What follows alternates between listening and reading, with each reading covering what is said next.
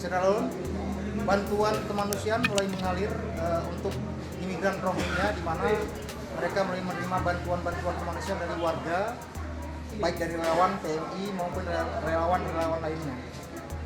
Bisa dilihat langsung Saudara Alun, bagaimana kondisi terkini warga Rohingya yang terdampar di pesisir pantai Senedun. Ya, Saudara Alun, inilah anak-anak dari imigran Rohingya. Mereka terlihat sudah mulai